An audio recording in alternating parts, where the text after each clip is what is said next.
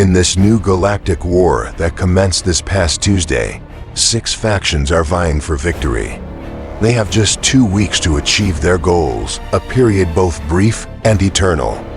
Within this time frame, they must strategize, battle, survive, and above all, eliminate the competition. In these 294 hours, there's no room for error. Even the slightest misstep could lead to the most crushing defeat. Let us return to the beginning. Tuesday, August 12th, 8 p.m. in Europe and 2 p.m. on the American West Coast. The invasion had already begun, and with it, the opening of hostilities. A dozen clans are participating in this war, divided into 6 factions. The factions and their respective clans are as follows. The Pinks, featuring the Ghost Clan, finalists of the last war. The Greens, a coalition of 3 clans. Mythics, also finalists of the last war, alongside Blue Moon and Galkan Knights. The Yellows, a coalition of 4 clans. Marvel, winners of the last 3 wars. And WA and Nebula Nomads, who alongside Marvel won the last war, and Highlander. The Scions, represented by Thenu Empire, a formidable adversary. The Oranges with the CC clan, finalists of the last war, alongside Strangeland. And the Purples, featuring Thedoyo, one of the most impressive clans in recent months. Now that introductions are out of the way, let us begin recounting the incredible story of this war. At the outset, 3 factions stood out within the first few minutes. The Yellow faction, comprising all the winners of the last war, and Marvel, the best clan in recent months with an impressive victory ratio. The Oranges with the CC clan eager to prove themselves, hungry for their first victory in months. And Ghost, the Super Clan, the oldest still active in the game, determined to claim their 100th victory. From the very beginning, the leading trio seemed to emerge, with these 3 factions as likely finalists. The Yellows established themselves in the Southeast branch, the Oranges in the Southern branch, and the Pinks in the Northern branch. This trio was closely followed by 2 other factions, the Scions and the Greens, one settling in the East, the other in the Midwest. However, who can claim to know the course of events? Today's winners may be tomorrow's losers, and no one is exempt from this rule. Even the mightiest giants fall by a cruel twist of fate. A brilliant start, but a precarious location, coupled with a slight delay and an organization that was just a tad too late, spelled the end for one faction. I noticed right away that we did not have a good spawn. There was no obvious arm for us to go for, and we had a hard time getting a base established. CCC was smart to kill us early and eliminate their main threat. After 3 GM wins, it is not surprising that we would eventually have an awful spawn and be out of contention for a round. The Yellows made no mistakes, but sheer bad luck became the instrument of their defeat. This minor delay, though slight, did not go unnoticed by another faction, the Oranges. Recognizing the weakness of their main rivals from the last war, and undoubtedly from this one too, should the Yellows remain in the game, the Oranges launched a swift assault, seizing and occupying the stars the Yellows had earlier conquered in the Southeast branch. Unable to mount a convincing defense, the Yellows were eventually pushed out of this branch, and thus out of the war barring any unexpected turn of events. The Yellows were not the only ones in trouble. The Purples were as well. Completely disorganized, they couldn't even establish a semblance of territory in the galaxy. They were both everywhere and nowhere. Meanwhile, the other factions had the chance to grow and secure their respective arenas. The Oranges claimed most of the Southeast and Southern branches, the Scions the Western branch, the Pinks part of the center, and the entire Northern branch. The Greens were the only faction of the remaining 4 to secure their territory, albeit significantly delayed compared to the others. This delay allowed the Yellows to establish a foothold in a remote corner of their space, at the northernmost tip of their eastern branch. The Purples, meanwhile, were in the far south of the green part of the Southeast branch. A choice had to be made. Either ally with these factions or eliminate them quickly before more formidable adversaries emerged.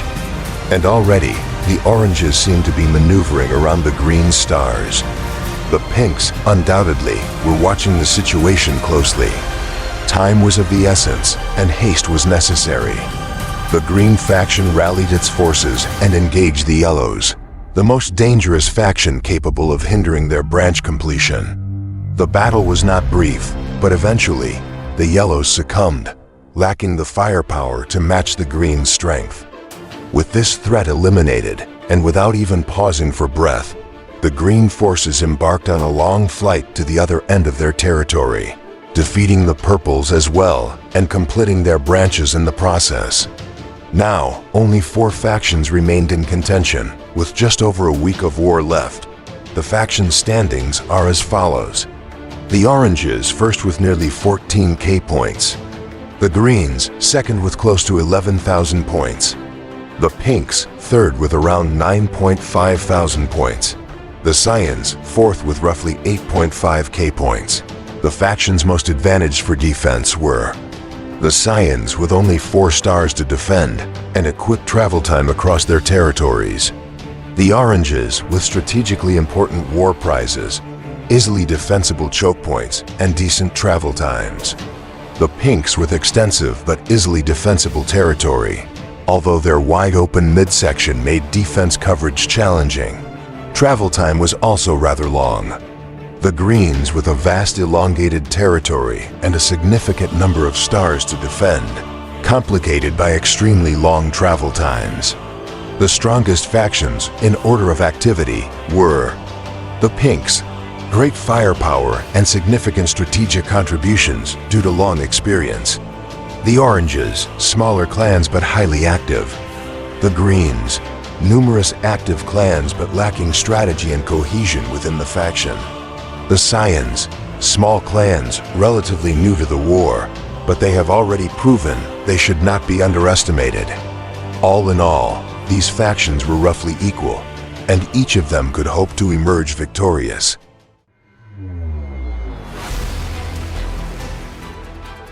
For a long week that followed, little action transpired, and even the most seasoned and active participants in the war seemed to drift into a lull at the sight of this spectacle. There is little to recount, but this galactic peace is crucial for understanding the events and decisions that shaped the war's conclusion. Firstly, this week saw a gradual escalation of hostilities among the factions, with several skirmishes, threats, and above all, acts of vengeance. The oranges and the greens appeared destined to be adversaries. The 2 principal clans within each faction, Mythics and CCC, harbored an underlying animosity towards each other.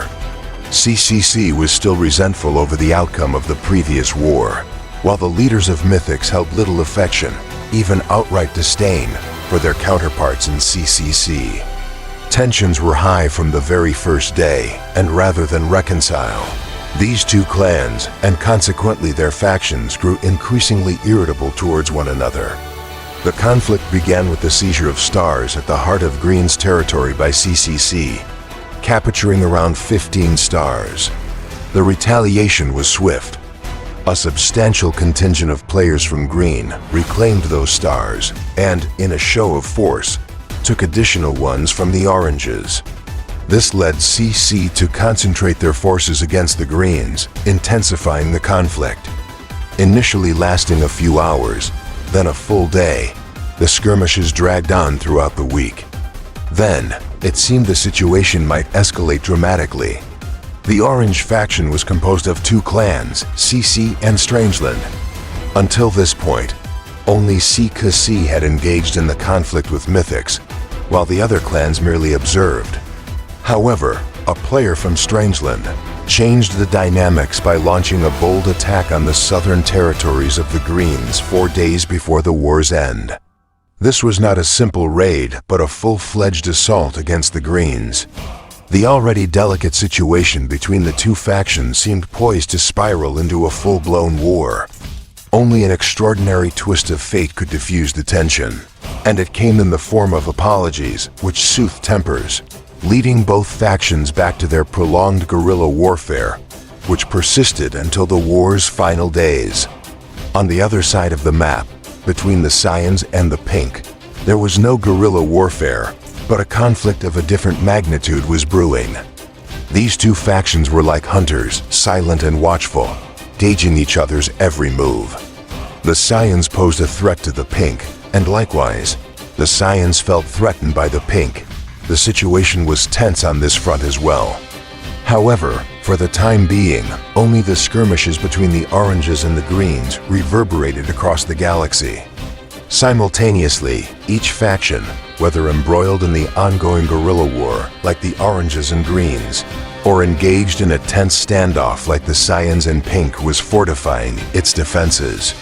Choke points and stars that served as gateways to the heart of each faction's territory were reinforced, stacked with defenses and protected.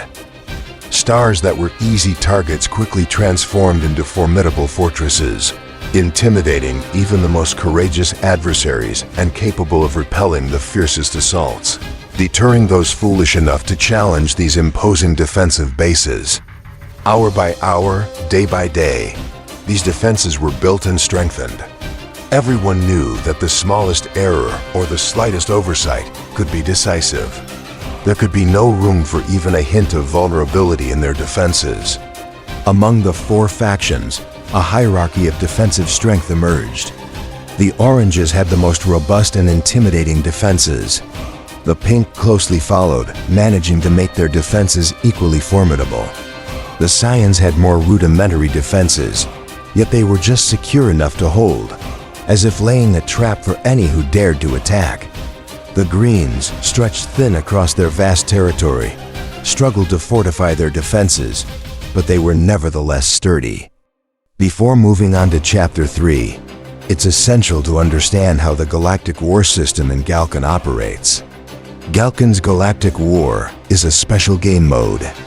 To participate, certain conditions must be met. A clan is required. The clan must have 5,000 Gal coins in its treasury to enter the war. The clan must have a galaxy leader, similar to a deputy leader, capable of invading the map. Clans can conquer stars as long as they have one of their own stars nearby. They can travel to any of their stars on the map, even if they are not directly connected. However, to conquer stars, several conditions must be met. The target star must be adjacent to one of the faction's own stars. This is called proximity. The conquest is achieved using a feature called Hit. Hits are earned in Galcan's standard game modes, Zap, Pyre, Eliminator, whether in public or custom games. To earn hits, one must win against other players while stationed on the star. But if it were only that simple, it wouldn't be strategic, would it? It would merely be a matter of having the best players in your clan and winning every match, right? That's why the hits one earns don't magically appear. They are produced by the stars occupied during the war and stored in a bucket, which accumulates during periods of inactivity and depletes as clan members use them on stars. It's also crucial to note that a faction's bucket is shared among all its players. For instance, if a faction has 150,000 hits in its bucket and 15 active players, each player would have approximately 10,000 hits per match. Hits used on one's own stars eventually return to the bucket, while those spent on others do not. Even placing hits on your own stars depletes the bucket. This is a simplified overview of the hit system in the war. There are additional nuances that I won't delve into here. It may seem like a minor detail, but its importance is pivotal for what follows. Let us now proceed to the war's conclusion. But before that, I hope you've understood that the strength of a faction depends on its hits production and, much more important, its hits available.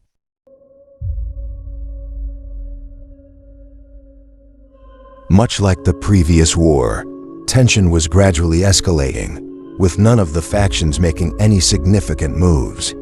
All remained cautiously inconspicuous save for one. The Oranges were on edge. They were acutely aware that an attack was imminent, but the direction from which it would come remained a mystery.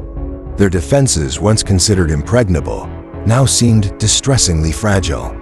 Their confidence eroded with each passing moment, and the certainty they once possessed began to wane. Just 2 days prior, their situation had appeared enviable, but now it felt more akin to a sort of Damocles hanging precariously overhead. The players grew anxious, spending the weekend fortifying what they could, perhaps even excessively so. Indeed, they had gone beyond what was necessary. Their previously impressive hits no longer dazzled as they had the day before, and this only heightened their anxiety. Then, at the zenith of Saturday, an attack materialized. The Green faction seemed to be launching an offensive against them. This was not entirely unexpected. It was a logical progression of the week's events. The Oranges swiftly mobilized to counter the assault, and though their stronghold nearly fell, they managed to reinforce it just in time. However, this attack left them with lingering questions.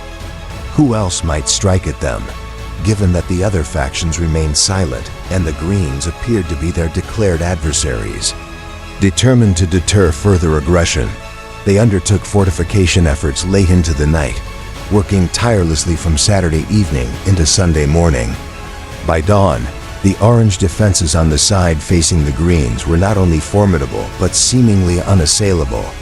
The more astute among you may have already perceived the folly in this decision, yet none of the factions appeared to grasp the error, none, perhaps save one. The rest of the day unfolded without incident, mirroring the eerie calm before the last war. No actions, no perceptible movements. What was happening? The Oranges, holding a significant lead of over 2,000 points, seemed poised to win at this pace. But what were the other factions doing? Did they not wish to claim victory? What were they waiting for? What was their plan? Would they even have time to act?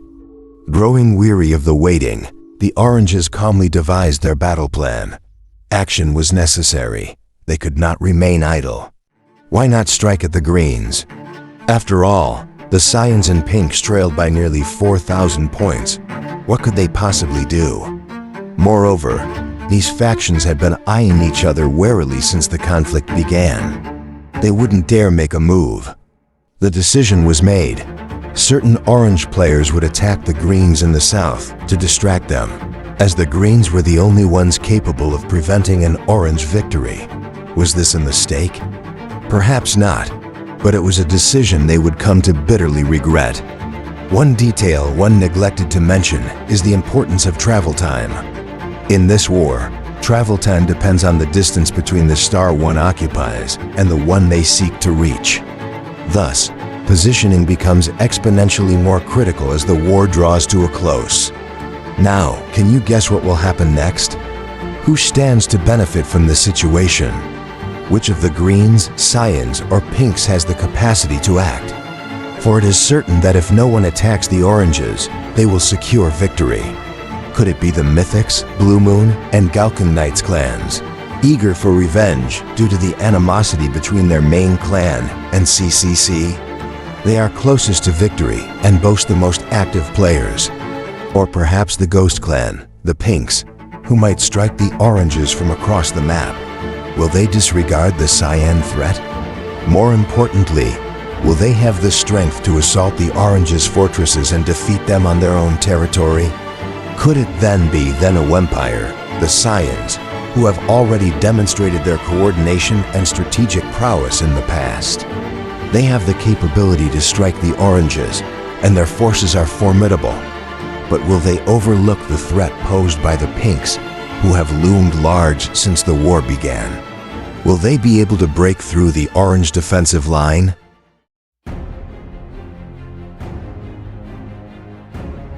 Six hours remain. All is still. The galaxy is calm, serene. Amongst the hundreds of stars, none are under attack. Silence pervades the void.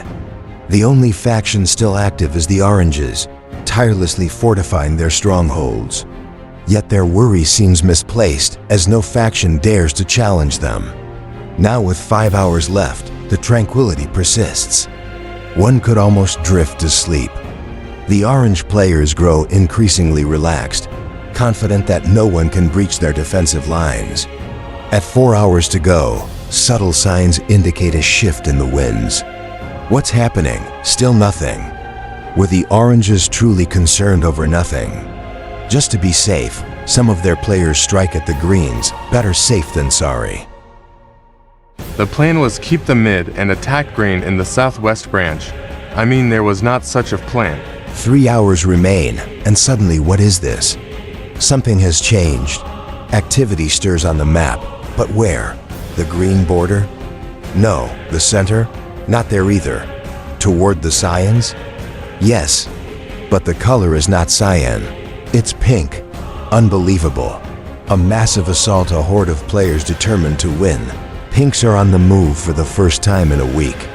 It's a tidal wave, sweeping through the first defensive line like straw, before the oranges even have time to respond. Now the second line is under direct assault, and within minutes, it too begins to falter. But the pinks are quickly disillusioned. The oranges were not far off, and soon, the entire clan rallies to defend the star. This will not be a blitzkrieg, but a deadly battle between the two factions.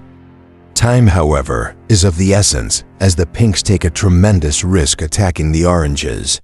The other factions still have time to strike either the pinks or the oranges. Yet the orange stars remain well defended. Still, something feels off to the oranges. Something doesn't seem right, but they can't quite pinpoint it. Despite their presence on the second line of defense, it too is swept away, and before they can catch their breath, the final line is under siege. But what is happening? How are the pinks so powerful? The battle rages on, yet the oranges visibly struggle to defend, even being pushed back on several fronts. The previous calm has vanished, and now the galaxy is ablaze. The number of engaged players is staggering, the volume of hits astonishing. The pinks will not allow the oranges an easy victory. However, though their initial breakthrough was a resounding success, the final orange defensive line is not just any stronghold. It is a titan of defense, requiring an overwhelming number of hits to breach. It is the most impregnable of fortresses, and conquering it would be a feat of epic proportions. Moreover, given the oranges' sharp defense, capturing this fortress is nearly impossible. And with every passing minute, the cyan threat looms more menacingly over the pinks. The oranges remain composed. Their star will hold. Yet something continues to trouble them. Could it be that the pinks aren't too strong, but rather that they themselves are too weak? But how, when they had greater production and fewer actives? Shouldn't they be in the dominant position? And won't the pinks' bucket eventually run dry? We waited while orange and green skirmished, stacked our hit bucket to be as powerful as possible. Initially, we wanted to hit cyan but decided against it when they stacked border furrow okay.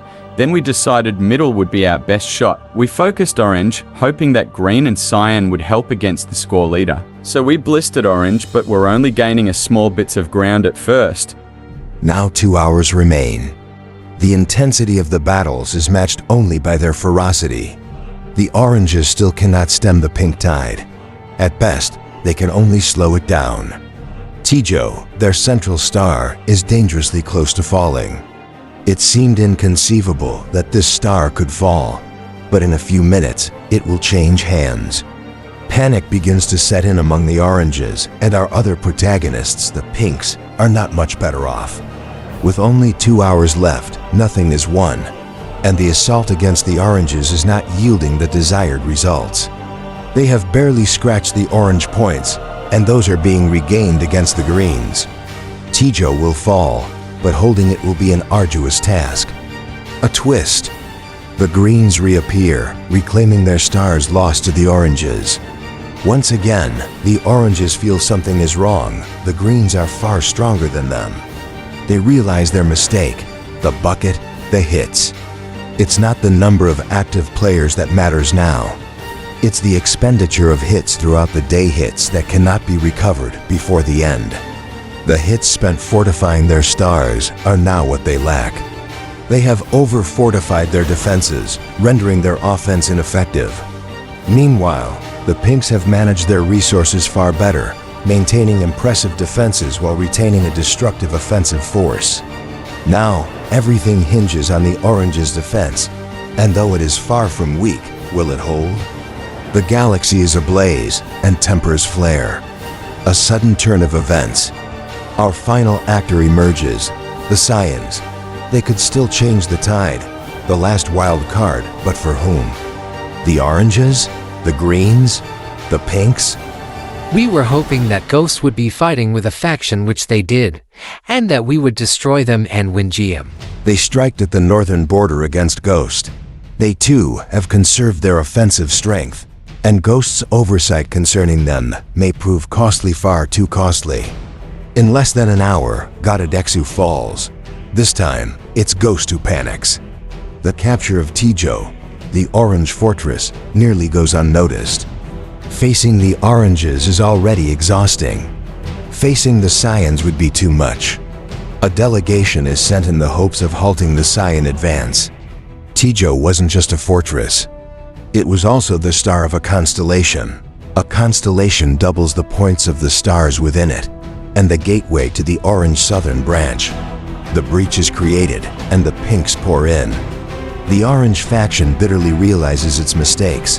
What good are their defensive lines if they lack the hits to man them? And what's the point of attacking the Greens when they are merely defending? While Ghost, who initiated hostilities third, has now climbed to second place, closing the gap with the Oranges alarmingly fast. With an hour and a half remaining, a temporary peace is established between the Greens and the Oranges. The Oranges want both factions to focus on the Pink threat. The Pinks advance inexorably through the Orange southern branch, and a second squad of Pink players now targets the undefended Green center. Their plan is clear. Moreover, the Pink delegation to the Scions bears fruit. The Scions withdraw from the competition, merely observing the final showdown between the Greens, Oranges, and Pinks. Godadexu is recaptured by the Scions. At the same time, Tijo is also recaptured by the Oranges, but it's too late. Several Pink squads have infiltrated the branch, and they must now be fought within Orange territory. 1 hour remains, and it's the Greens' turn to bow out of the competition. Too few active players, a lack of cohesion within the faction, no plan they could have won, but they let their chance slip by. Only the Oranges and the Pinks remain. The battle is spectacular, with stars changing hands at an alarming rate between the two factions. Although the Oranges have significant defenses, the Pinks manage to break a second constellation. The leaderboard is now reshuffled. However, the leading faction is not the Pinks, but the Greens. The Greens are in first place, barely ahead of the Oranges by 50 points, and the Oranges are closely trailed by the Pinks.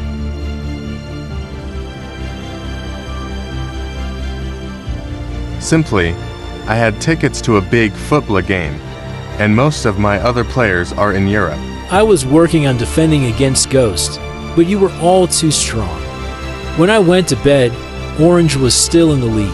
I just went online, saw that CCC attacked us, took it back, then took the Stars versus Pink back, and then I stopped. The fighting intensifies further, and this time, it turns against the Oranges. Tijo, which they had recaptured, falls back into Pink hands. Now it's a race for points, regardless of which faction's stars are taken. Then, the Greens, though observant, are not inactive. They are forced to make a choice. They are being attacked in the center by the Pinks and in the south by the Oranges. They cannot defend both fronts. They must choose their opponent.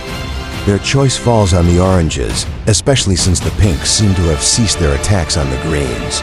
I decided to go on a Rambo mission and take stars from Green since they were nowhere to be found. It started well. I quickly 7 to 8 stars with no resistance. Meanwhile, my clan was making good progress down the Orange arm, popping Const. Then, Scion decided to take down our Const in the northeast. It fell quickly, and as it fells, things got worse. Mythics started taking their ground back from mid. Scion broke through our choke points. At this point, May saved our northeast. Alpha move. to aid May too. I told Green that we have 90% of our forces on Orange, and if they keep killing us, we will all lose. Mythics agreed to move to Orange after they took their stars back, so I backed off them. At this point, Quid and Alka were moving strongly through Orange, popping Const. Fnord, the only and Grim, supported our supply route through the arm. Cyan backed off us, and May and Alpha held the defense and protected the POW Const. 30 minutes before the end, the leaderboard shifts again. The Greens lose their first place to the Pinks. The Oranges are relegated to third place with the loss of their third constellation. The battles continue within the branch. 10 minutes before the end, the winner is decided, and the Oranges must acknowledge their defeat. The Pinks, for good measure, break the Oranges' fourth and final constellation, securing their victory.